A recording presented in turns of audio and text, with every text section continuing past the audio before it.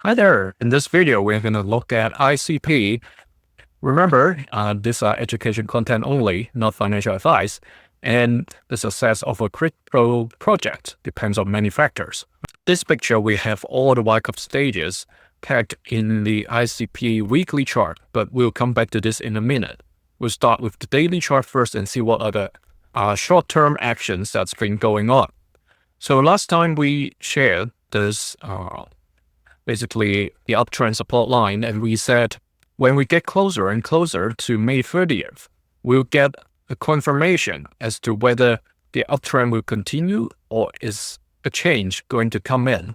And when we get to the 29th, the confirmation first came in, and we've got the second confirmation on the 30th because the bulls tried to push the price back to the triangle, but they failed. So for 3 consecutive days, the price of ICP has been under the orange key level of 2.8. As you can see, the wicks of the candles basically went test somewhere close to that level and then got rejected. So where is the support line? There's less steep uptrend support. Okay, we had 2 steeper ones. One back in late February, one just a few days ago. That one was very crazy, and we know is likely not going to sustain. So if the price does come down, okay, this yellow dashed line is the support. This is somewhere ranging from 2.46 all the way to 2.5, depending on when it is going to hit that particular line. All right. If that line fails, what is the next? Okay, it's not this horizontal line, 2.24. It would eventually come back, but the center line, the blue line over here of the medium-term downtrend is the next support after the yellow dash line. So if I zoom out, you will see actually all the price actions that we've been talking about for ICP. It hasn't exited the downtrend that started somewhere in February last year. You can see or say it's actually a long-term downtrend. Okay, so ICP is still finding ways to stay at the stronger half, upper half of this long-term downtrend. Okay, once it gets outside of it, at least we would hope to see it continue with a sideways trend and eventually upwards instead of staying in this downtrend, continuing to seek lower levels. The fortunate thing is that this uptrend that started in February hasn't been broken yet. Okay, you see these higher lows, right? 4 times already. 3 higher lows compared to the initial one. Actually, the first one you can consider is on the 6th of February. The second test happened around end of Feb. And then eventually we've got those higher lows coming in. So the positive thinking is that it continues to come to re-challenge the 2.8 and eventually the ceiling of this downtrend. That's what we want to see. And then eventually breaks outside of this. Of course, if it moves long enough to the 4th quarter without breaking the orange key level, eventually it will come to the point where it is going to test this line, okay, even if it trades sideways above the 2.24 level that we just talked about. So in the short term, if the price comes down, okay, let's say,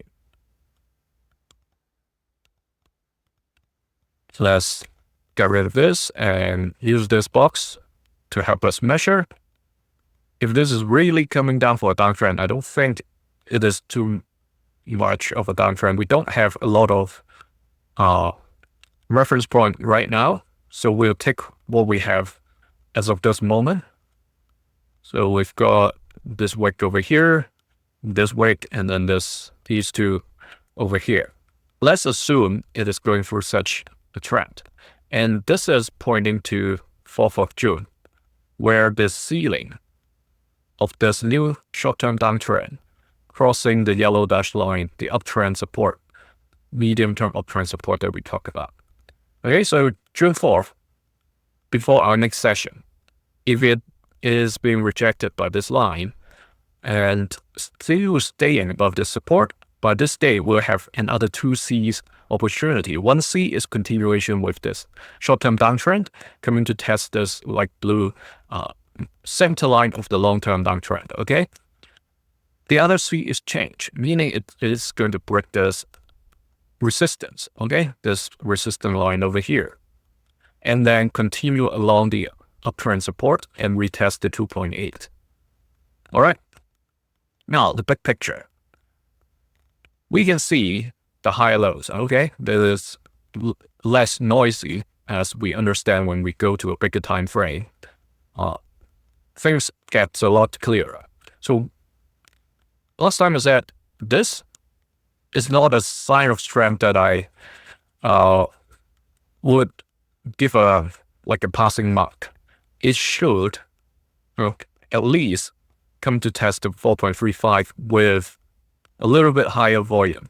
Okay, it's above average over here, especially this one, but it's very marginal. Okay, it basically passed the yellow key level of 3.45 and then got heavily hammered by the bears, push it back down to the yellow key level. So without passing this closing past this line, I wouldn't consider that a sign of strength. So that's what we want to see coming.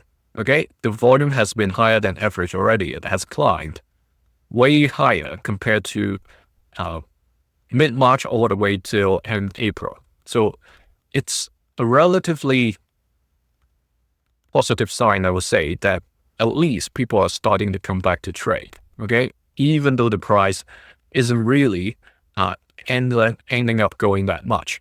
Okay, 1 week up, 1 week down. We have to expect this is the case for a lot of altcoins in the coming months because of all the uncertainties in the macro market. Okay, so you see pump here and there around different altcoins, and that's why in the other session that I share that there are certain altcoins that are going to change price trend. Those are the indications where the potential would be there. Not saying that's a must. So in the big picture, we're still looking to see the sign of strength before it shoots to the next distribution cycle. And remember this red dashed line over here. We don't want to see ICP's next peak to be lower than this line, because look at the peak over here in 2024 March, and then this peak in 2024 December, and eventually we had a little spike November last year, all closing below this line. So we don't want to see this become a trend, indicating that ICP isn't really going to break it. So we want to see the next run, run past the purple key level of 7.15, like what it did last November. That's the very first point. The next is this 14.2. It may not happen, but that's what I would want to see in order to confirm, okay, it is going back to similar levels as in 2024. So at least if somebody is investing in ICP, they can reasonably consider that ICP is still worth to be held in the long run. Because if one peak is lower than the other and it eventually flatten out, right? Then there's no point keeping it if you're just investing it, right? If you're a fan of it, you're going to hold it until, say, the end of the earth. That doesn't matter, right? Whatever price it is. So that's for ICP. Remember, you find my weekly write-up on Substack at SLNs. And if you're a channel member, you'll get access to these videos 48 hours earlier than the others. So join the channel members. Now, see you in the next video. Thank you.